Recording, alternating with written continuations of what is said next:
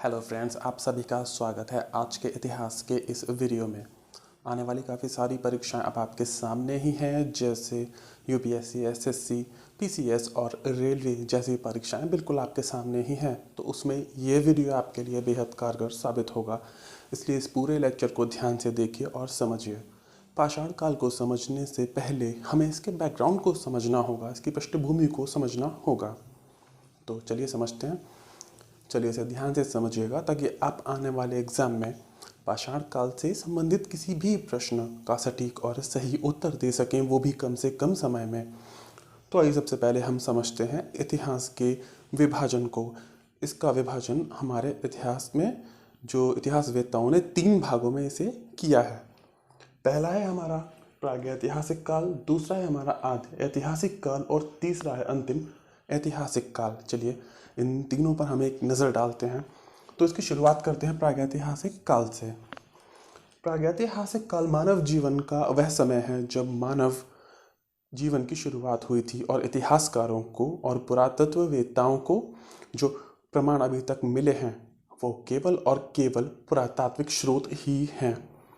किसी भी तरह की कोई लिखित सामग्री या स्रोत प्राप्त अभी तक नहीं हो पाए। कहने का अर्थ ये है कि मानव इस काल में जो था वो पृथ्वी पर लाखों साल पहले आया था और उस दौरान उसे लिखन कला की कोई भी जानकारी नहीं थी। यानी कि जब मानव इस धरती पर रह रहा था शुरुआती दौर में, तो उसे लिखना या पढ़ना तो बिल्कुल भी नहीं आता था। किसी भी प्रकार की लिपि का विकास भी नहीं किया गया था। पर एक चीज़ वो जानते थे, वो था चित्रकारी करना, चित्र बनाना उन्हें आता था, जिसके बारे में हम इसी चैप्टर में आगे पूरा पढ़ेंगे, उसको समझेंगे। और जो अन्वेषक थे हमारे, उनको जो भी चीज़ें अभी तक प्राप्त हुई हैं प्रागैतिहासिक कालीन, वो केवल और केवल पुरातात्विक हैं। पुरातात्विक का अर्थ है केवल औजार आदि मिलना और किसी भी तरह की लेखन सामग्री का अभी तक नहीं मिलना, किसी भी प्रकार की लिपि का नहीं प्राप्त होना। चलिए दूसरे भाग को समझते हैं, जो है हमारा आद्य ऐतिहासिक काल। इसे ऐसे समझते हैं हम, देखिए प्रागैतिहासिक काल में मानव ने सबसे लंबा समय बिताया और धीरे धीरे उसका बौद्धिक विकास प्रारंभ हुआ और मानव ने एक भाषा, चाहे वो लिखित भाषा हो या वो मौखिक भाषा हो, वो विकसित कर ली थी। मानव ने लिपि विकसित कर ली थी और आद्य ऐतिहासिक काल आते आते लेखन कला का प्रचलन प्रारंभ हो गया था। जैसा कि आप यहाँ देख सकते हैं, मैंने एक उदाहरण भी लिखा है, सिंधु घाटी सभ्यता। इसे हम आगे पढ़ेंगे। सिंधु घाटी सभ्यता से काफ़ी सारी मोहरें मिली हैं जिन पर कुछ लिखा हुआ है, परंतु यहाँ पर जो समझने लायक बात ये है, जो समझने वाली बात ये है कि अभी तक इस लिपि को पढ़ा नहीं जा सका है। तो जैसा कि अब स्पष्ट हो गया है कि आद्य ऐतिहासिक काल मानव के ये उस समय को, उस काल को हम लोग कहते हैं जब मानव ने पुरातात्विक स्रोतों के साथ साथ एक लिपि का भी विकास कर लिया था, वह पढ़ना लिखना सीख गया था। परंतु हम इस लिपि को अभी तक पढ़ नहीं सके हैं, इतिहासकार अभी तक इस लिपि को समझ नहीं पाए हैं। चलिए दोनों में एक बार हम अंतर देखते हैं। प्रागैतिहासिक काल में मानव के जो स्रोत मिले हैं वो केवल और केवल पुरातात्विक स्रोत हैं, जैसे उनके औजार आदि।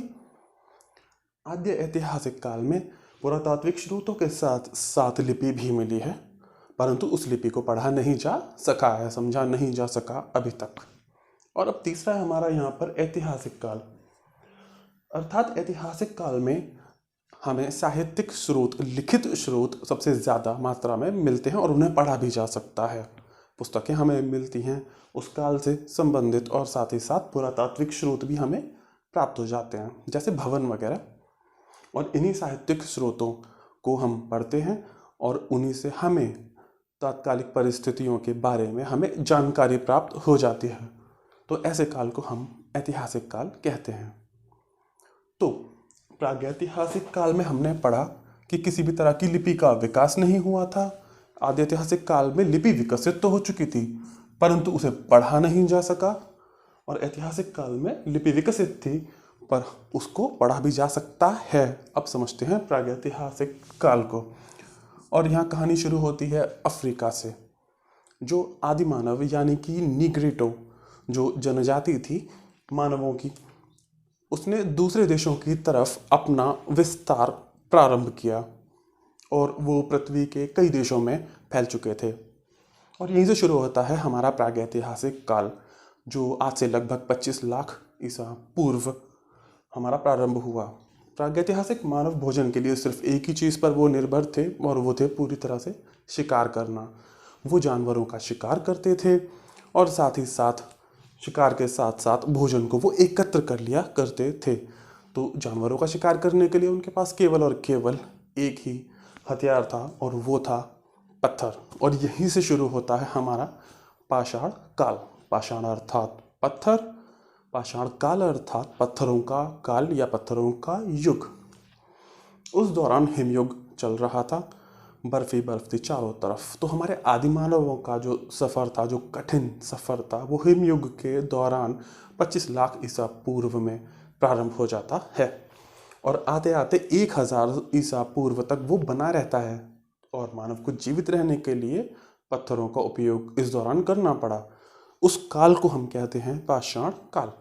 आइए प्रारंभ करते हैं पाषाण काल का एक बेहद इंपॉर्टेंट चैप्टर, जो कई बार आपके यूपीएससी, एसएससी, पीसीएस, रेलवेज जैसी परीक्षाओं में भी ये पूछ लिया जाता है। चलिए बात करते हैं भारत के परिप्रेक्ष्य में। तो पाषाण काल पर जो शुरुआती शोध हुए वो ब्रिटिश शासन के ही दौरान हुए थे। कई सारे ब्रिटिश पुरातत्वविद और इतिहासवेत्ताओं ने उन्होंने इस पर काफ़ी सारे शोध भी किए, खुदाइयाँ की, जिनसे उन्हें पाषाणकालीन सभ्यता के बारे में पता चला और इससे एक शोध का विषय उन्होंने इसको बनाया। इसके बारे में हम आगे और डिटेल से चर्चा करेंगे। तो उपयोग होने वाले जो पत्थर थे, उनके जो औजार थे, पाषाण काल को उन्होंने 3 भागों में बांटा। पहला था पुरा पाषाण काल, दूसरा है मध्य पाषाण काल और तीसरा है नव पाषाण काल। इन्हीं 3 कालों में पूरे प्रागैतिहासिक काल का विभाजन किया गया था। तो पहला है हमारा क्योंकि पुरा पाषाण काल, फिर मध्य पाषाण और फिर है हमारा नव पाषाण। अब इस विभाजन का आधार क्या रहा है, चलिए उस आधार को समझते हैं। सबसे पहले बात करते हैं पुरा पाषाण काल की, ठीक है। जैसा आप यहाँ चार्ट में क्लियरली देख सकते हैं कि पुरा पाषाण काल जो 2 शब्दों से बना है, पुरा और पाषाण। पुरा का अर्थ होता है प्राचीन या शुरुआती, पुराना। पाषाण का अर्थ होता है पत्थर, यानी पुरा पाषाण का जो अर्थ निकल कर आता है वो है पत्थरों का शुरुआती या प्रारंभिक या प्राचीन दौर। और यहीं 25 लाख ईसा पूर्व से शुरुआत होती है पुरा पाषाण काल की। ये वो समय था जब मनुष्य पूरी तरह से आदि मानव था और अपने जीवन को जीने के लिए, सरवाइव करने के लिए उनके पास केवल एक ही जरिया था और वो था शिकार करना और उसको फिर एकत्र कर लेना, इकट्ठा कर लेना। अर्थात पुरा पाषाण काल में जो मानव था वो पूरी तरह से शिकारी था और खाद्य संग्रह की एक भूमिका वो निभा रहा था। मनुष्य का जो निवास स्थान की बात करें तो वो जंगलों में रहते थे और भोजन के लिए केवल और केवल शिकार पर निर्भर थे। पर जैसे ही उस स्थान विशेष में या जंगलों में शिकार किए जाने वाले जानवरों की संख्या अगर धीरे धीरे कम होती थी तो वो उस स्थान को छोड़कर किसी नए स्थान पर चले जाते जहाँ जानवरों की संख्या अधिक होती थी। कहने का अर्थ ये है कि वो एक घुमंतु जीवन एक जी रहे थे। ना तो उन्हें पशुओं को पालने की कोई भी जानकारी थी, ना ही उन्हें किसी तरह की कृषि की कोई या खेतीबाड़ी की कोई भी जानकारी उनको थी। शिकार किए गए पशुओं को भी वो पकाकर नहीं खाते थे, वे मांस को, अपने भोजन को कच्चा ही खा जाया करते थे, क्योंकि उन्हें आग की कोई भी व्यवहारिक जानकारी तब नहीं थी। अतः वो मांस को कच्चा ही खाया करते थे। चलिए आगे बढ़ते हैं और समझते हैं पुरा पाषाणकालीन मानवों के निवास स्थान के बारे में। मानवों के निवास स्थान के बारे में कोई खास जानकारी नहीं थी। वो प्राकृतिक रूप से बनी हुई गुफाओं में या जंगलों में रहा करते थे। अगर हम गुफाओं की बात करें तो भीमबेटका की गुफाओं के बारे में बताना यहाँ पर बेहद आवश्यक होगा, क्योंकि एग्जाम के पॉइंट ऑफ व्यू से ये कई बार पूछ लिया जाता है भीमबेटका की गुफाओं के बारे में, और संभावना है कि आने वाली परीक्षाओं में भी इसके बारे में पूछा जा सके। भीमबेटका की गुफाएं मध्य प्रदेश में हैं और ये भोपाल से लगभग 45 किलोमीटर की दूरी पर हैं। यहाँ से आदिमानवों द्वारा बनाई गई चित्रकारी के प्राचीनतम साक्ष्य अभी तक के हमें प्राप्त होते हैं। मानव निवास करते थे और चित्रकारी किया करते थे, और साथ ही साथ वो कई तरह के जानवरों की चित्रकारियाँ करते थे, जिनको लाल रंग से और गहरे रंगों से उनको प्रयोग किया गया है उनको बनाने में। ये कई एग्जाम्स में आ चुका है, इसको याद रखेंगे ज़रूर, ठीक है। आगे बात करते हैं मध्य पाषाण काल की। जैसा कि हमने देखा कि पूरा पाषाण काल जो लगभग 25 लाख ईसा पूर्व से शुरू होता है, 10,000 ईसा पूर्व तक आता है, और उसके बाद फिर हमारा शुरू हो जाता है मध्य पाषाण काल, जो 10,000 ईसा पूर्व से प्रारंभ होता है और ये हमारा 4,000 ईसा पूर्व तक चलता है। इस दौरान जो सबसे बड़ा परिवर्तन देखने को मिला वो था मौसम में परिवर्तन, क्योंकि हिमयुग जो आइस एज जिसे हम कहते हैं उसका अंत हो चुका था और मौसम में काफ़ी नमी और हल्की गर्मी आ चुकी थी। तो इन बदलावों के साथ साथ ही एक और बड़ा बदलाव देखने को मिला। मध्य पाषाण काल में जो औजार थे पत्थरों से ही बने हुए, वो छोटे हो चुके थे। मध्य पाषाण काल का जो मानव था वो छोटे पत्थरों का इस्तेमाल कर रहा था, छोटे औजारों का इस्तेमाल कर रहा था। इसे सूक्ष्म पाषाण या माइक्रोलिथ भी कहते हैं। जैसा कि पूरा पाषाण कालीन किसी भी मानव के अवशेष अभी तक भारत में नहीं मिले, वहीं मध्य पाषाण काल के मानव थे, उनके अस्थिपंजर भी हमें प्राप्त होने शुरू हो गए थे।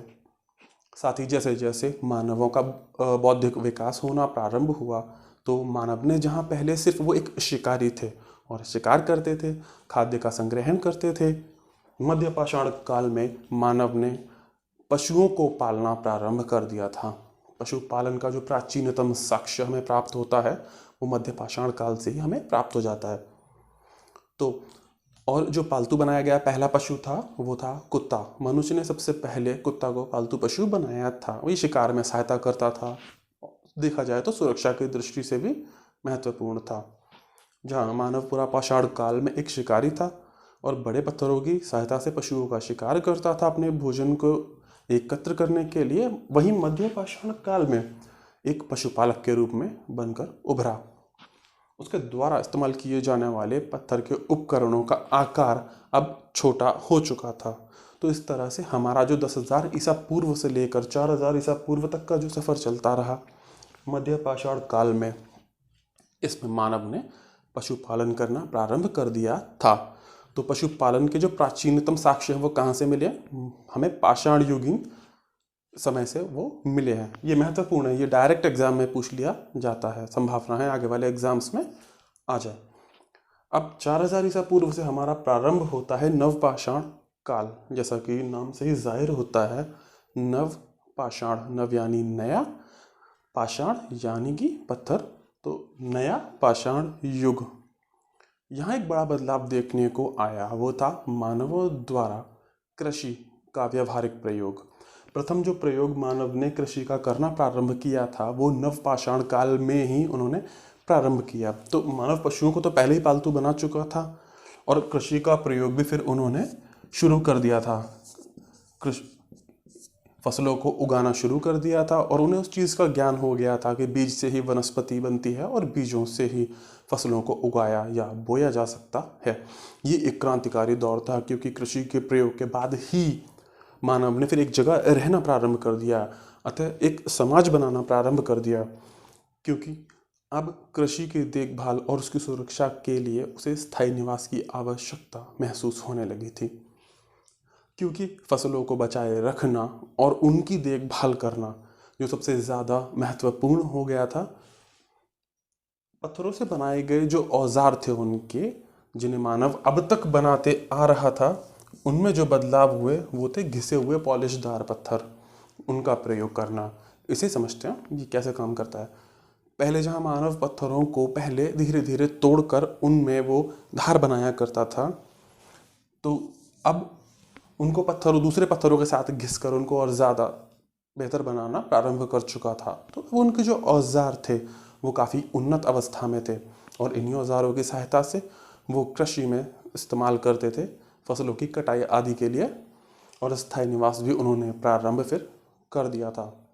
तो 4,000 से 1,000 ईसा पूर्व तक नव पाषाण काल बना रहा। कहीं कहीं 10,000 से 1,000 ईसा पूर्व भी आपको देखने को मिलेगा, लिखा हुआ मिलेगा। तो हमारा भी एक क्लियर हो चुका है, पुरापाषाण काल, मध्यपाषाण काल और नवपाषाण काल। इनके बारे में, इनके जो विभाजन हमने किया उसके बारे में उम्मीद है आपको ये अच्छे से समझ भी आया होगा। चलिए यहाँ पर हम कुछ पॉइंट्स को कवर कर लेते हैं जो परीक्षा की दृष्टि से काफ़ी महत्वपूर्ण रहते हैं। कुछ पॉइंट्स यहाँ मैंने लिखे हैं, इनको देख लेते हैं, परीक्षाओं में पूछे जाते हैं। कई बार पाषाणकालीन स्थलों से भी सीधे तौर पर प्रश्न पूछ लिए जाते हैं। चलिए उनको समझते हैं। पहले सबसे पहले हम यहाँ देखेंगे तमिलनाडु। यहाँ एक स्थान है अतिरमपक्कम, यहाँ से पुरापाषाण स्थल की पहचान हुई है। और एक इम्पॉर्टेंट है, यहाँ मध्य प्रदेश से एक स्थान पड़ता है हथनोरा। हथनोरा क्यों प्रसिद्ध है? हथनोरा वो स्थान है जहाँ से मानव खोपड़ी के हमें अवशेष अभी तक प्राप्त हुए हैं। तो एग्ज़ाम में ये कई बार डायरेक्ट तौर पर पूछ लिया जाता है। तो हथनोरा जो है, यहाँ से मानव खोपड़ी के प्रथम हमें साक्ष्य, प्राचीनतम साक्ष्य मिले। और नज़र डालेंगे या भीमबेटका की गुफाएं, यानी कि रॉक शेल्टर्स या शैलाश्रय के नाम से आ जाता है कई बार एग्जाम में। इनका महत्व क्यों है? इनका महत्व इसलिए है क्योंकि भीमबेटका की गुफाएं जो भोपाल से लगभग 45 किलोमीटर की दूरी पर पड़ती हैं, यहाँ आदि मानव निवास किया करता था। और यहाँ सबसे प्राचीन, अभी तक प्राचीन चित्रकारी के साक्ष्य हमें प्राप्त हुए हैं। यहाँ की गुफाओं में दीवारों पर चित्रकारी की गई है, पशु पक्षियों के चित्रों का सुंदर अंकन किया गया है। और ये अति महत्वपूर्ण है, आ सकता है कई बार एग्जाम में। और हमारा आता है मिर्ज़ापुर, जो उत्तर प्रदेश में है। यहाँ से पुरापाषाणकालीन औजारों की हमें प्राप्ति हुई है। ये काफ़ी ही महत्वपूर्ण है, सारे ही महत्वपूर्ण है, इन्हें याद कर लेंगे अच्छे से। ये लिस्ट काफ़ी बड़ी है, काफ़ी सारा है, तो वो मैंने PDF में अवेलेबल करा दिया है। नीचे अगर आप डिस्क्रिप्शन में लिंक चेक करेंगे तो वहाँ पर आपको हमने लिंक दिया हुआ है, आप PDF पूरा डाउनलोड उससे कर सकते हैं, जो प्राचीन काल से लेकर आधुनिक काल तक पूरा ही इतिहास उसमें दे दिया गया है। और इन सभी की पूरी पूरी लिस्ट आपको दी हुई है। जैसा हमने पहले भी मेंशन किया हुआ है भीमबेटका की गुफाओं के बारे में, ये सिर्फ और सिर्फ पुरापाषाण से संबंधित नहीं है। ये पुरापाषाण काल, मध्यपाषाण काल और नवपाषाण काल, ये तीनों ही कालों से संबंधित है। अर्थात यहाँ पर जो मानव का निवास है वो सबसे लंबे टाइम तक रहा है और चित्रकारी की गई है, तीनों ही कालों से संबंधित है। ये डायरेक्ट तौर पर भी पूछ लिया जाता है कि भीमबेटका किस राज्य में स्थित है, तो इस चीज़ का ध्यान रखना है। ये मध्य प्रदेश में स्थित है, चित्रकारी के साक्ष्य मिले हैं प्राचीनतम और तीनों ही कालों से संबंधित है। और मिर्ज़ापुर से हमें तीनों ही कालों के औजार हम लोगों को प्राप्त हुए हैं, तीनों ही कालों से। अब मध्यपाषाण काल पर एक नज़र डालते हैं। यहाँ एक प्राप्ति स्थल है चौपानी मांडो, उत्तर प्रदेश में ये पड़ता है हमारा। और यहाँ से प्राचीनतम मिट्टी के बर्तन अभी तक हमें प्राप्त हुए हैं। मिट्टी के बर्तन यानी मृद भांड, कई बार कन्फ्यूज़न हो जाता है समझने में, तो बता देता हूँ। मृद भांड जो है वो मिट्टी के बर्तनों को कहा जाता है। इनको मिट्टी से बनाया जाता था, फिर उन पर सुंदर चित्रकारी की जाती थी। तो मिट्टी के सबसे पुराने बर्तन यानी कि मृद भांड के जो प्राचीनतम साक्ष्य हैं, ये चौपानी मांडो उत्तर प्रदेश से हमें अभी तक मिले हैं। फिर आता है हमारा मध्यपाषाण काल का सराय नाहरराय। ये भी यहाँ से भी हमारे पास काफ़ी मध्यपाषाण कालीन वस्तुएं मिली हैं। बागौर राजस्थान, ये भी कई बार पूछा गया है। और इसके साथ ही आदमगढ़, यहाँ से अभी तक जो मिला है वो है प्राचीनतम पशुपालन का साक्ष्य हमें मिला है। नवपाषाण देखते हैं। नवपाषाण काल इंपॉर्टेंट इसलिए है, ध्यान देंगे, क्योंकि इसी से ज़्यादा पूछा जाता है। यह हमें देखने को मिल रहा है बुर्जहोम, ये कश्मीर में है। बुर्जहोम क्यों इम्पोर्टेंट है? क्योंकि इसकी स्पेशलिटी क्या है, खासियत ये है इसकी कि बुर्जहोम से हमें दो चीज़ें प्राप्त हुई हैं जो बहुत इम्पोर्टेंट हैं। पहला हमारा है कि बुर्जहोम से हमें गर्त आवास के साक्ष्य अभी तक प्राप्त हुए हैं, यानी कि नवपाषाण काल में यहाँ पर जो मानव निवास किया करते थे वो गड्ढों वाले घरों में रहा करते थे। ज़मीन में गहरा गड्ढा बनाकर वो उसमें रहा करते थे। इसे ही गर्त आवास कहा गया है बुर्जहोम कश्मीर से। और दूसरा हमारा साक्ष्य है यहाँ पर बुर्जहोम कश्मीर से ही है, वो है मालिक के साथ कब्र में कुत्ते को दफनाए जाने का साक्ष्य। ऐसे स्थलों की प्राप्ति भी बुर्जहोम से हुई है। तो जो मालिक थे नवपाषाण काल में, उनके साथ जो उनके पालतू कुत्ते को भी दफना दिया जाता था बुर्जहोम से, ये भी इम्पोर्टेंट है। इसी में आता है हमारा एक और चिरांद बिहार में है, ये भी इम्पोर्टेंट है। यहाँ से नवपाषाण कालीन औजारों की प्राप्ति यहाँ से हुई है। ठीक है, तो चिरांद ये हमारा सारण जिले में पड़ता है, बिहार में। ठीक है, आगे बढ़ते हैं। अब इसको हम कवर करते हैं साथ ही साथ। वो है हमारा, यहाँ पर आता है मेहरगढ़। मेहरगढ़ क्यों इम्पोर्टेंट है, कई बार पूछा गया है ये। यहाँ से हमें कृषि का पहला प्रमाण अभी तक प्राप्त हुआ है। मेहरगढ़ बलूचिस्तान में स्थित है, क्योंकि कृषि का पहला जो हमारा प्रारंभ हुआ था नवपाषाण काल में हुआ था, इसलिए मेहरगढ़ नवपाषाण काल से संबंधित है। और कृषि का पहला प्रमाण भी है, खेतीबाड़ी का है। चावल का पहला प्रमाण कहाँ से है, तो वो हमारा पड़ता है कोल्डी हवा। और कृषि का हमारा जो पड़ता है सबसे पहला वो है मेहरगढ़। तो इन दोनों में कंफ्यूज नहीं होना है हमें, जल्दबाजी में गलत उत्तर इनका नहीं देना है, तो वो ध्यान से हमें करना है। ठीक है, तो प्रश्न पत्र पर हमें इस चीज़ को लेकर ध्यान रखना होगा। साथ ही साथ अब नज़र डालते हैं महत्वपूर्ण उपलब्धियों की। नवपाषाण काल में जैसे अगर हम देखेंगे, सबसे पहले जो बदलाव आए, अब यहाँ पूरा पाषाण काल में जितने भी हमारे पास जो मानव थे वो शिकारी थे, खाद्य संग्राहक थे। और मध्य पाषाण काल में आते आते आग का प्रयोग, पशुपालन का प्रारंभ या शवाधान पद्धति उन्होंने प्रारंभ कर दी। शव, इसका अर्थ है कि शवों को अब वो दफनाने लगे, अंतिम संस्कार उनका करने लगे। और जैसे ही नवपाषाण काल आता है तो यहाँ पर हम देखेंगे कि कृषि का प्रयोग शुरू हो जाता है और एक स्थायी समाज का जो कॉन्सेप्ट है वो निकल कर आता है। पहिए का आविष्कार होना शुरू हुआ, इससे गति मिली, स्थायी निवास बढ़ा, क्योंकि कृषि हुई तो स्थायी निवास होना तो स्वाभाविक था। समाज की एक परिकल्पना उन्होंने साकार कर ली थी। उसके साथ ही चाक का आविष्कार उन्होंने कर लिया और मिट्टी के बर्तन जो नवपाषाण काल में बन रहे थे उसे बनाने में उस पर महारत हासिल कर ली थी। और अब बात करते हैं हम औजार और उपकरणों की। तो औजार और उपकरण में होने वाले बदलावों की बात करें तो जहाँ पूरा पाषाण काल में मानव द्वारा बनाए गए औजार काफ़ी बड़े होते थे, तो कच्चा माल जो था उनका क्वार्टजाइट पत्थरों से वो बनते थे। शल्क, ब्लेड, हस्त कुठार, इसे हैंड एक्स हम बोलते हैं, और चॉपर जैसे हम इसको खंडक बोलते हैं, इनका इस्तेमाल काफ़ी होता था। लेकिन मध्य पाषाण आते आते माइक्रोलिथ या सूक्ष्म पत्थर, छोटे हथियारों का इस्तेमाल होने लगा। मानव ने साथ ही साथ मध्य पाषाण काल में ही तीर कमान का आविष्कार भी कर लिया था। तो तीर कमान के आविष्कार के साथ ही वह पक्षियों का भी शिकार कर सकता था, सफल हो चुका था उनका शिकार करने में, और छोटे पशुओं को भी वह अब शिकार कर सकता था। अब नवपाषाण काल आते आते जो कच्चे माल के रूप में उन्होंने फिर स्लेट पत्थर का इस्तेमाल शुरू किया। साथ ही हड्डियों के बने हुए औजार भी प्रयोग में आए। कई बार पत्थरों से बने हुए औजारों में हड्डियों के बने हुए हैंडल कई बार लगा दिए जाते थे। अब कुछ मुख्य पॉइंट्स की तरफ हम नज़र डालते हैं जो परीक्षा के लिए संभावित रूप से आ जाते हैं। तो सबसे पहले हम बात करेंगे अलेक्जेंडर कनिंघम की। ये एक ब्रिटिश अधिकारी थे और इन्हें, अलेक्जेंडर कनिंघम को, इनके कार्यों के कारण ही भारतीय प्रागैतिहासिक पुरातत्व का जनक भी कहा जाता है। दूसरे हमारे रॉबर्ट ब्रिसफुट।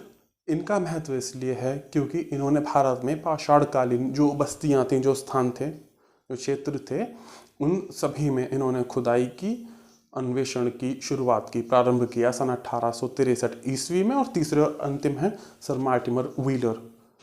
इन्हीं के प्रयत्नों की वजह से ही भारत में संपूर्ण जो प्रागैतिहासिक संस्कृति का एक क्रम, एक क्रोनोलॉजी का ज्ञान हुआ, हमें इसकी जानकारी हमें मिलती है। तो चलिए अगले वीडियो की तरफ मूव करते हैं, और उसमें हमने कांस्य युगीन और ताम्र युगीन सभ्यताओं के बारे में हमने जानकारी आपको दी है। साथ ही साथ समझते हैं हम पुरा पाषाण काल के ये जो 3 उपभागों को, जो है निम्न पुरा पाषाण, मध्य पुरा पाषाण और उच्च पुरा पाषाण काल। इन्हें हमने अगले वीडियो में पूरा तैयार किया हुआ है, जिससे कि इस वीडियो में आपको कोई कन्फ्यूज़न ना रहे।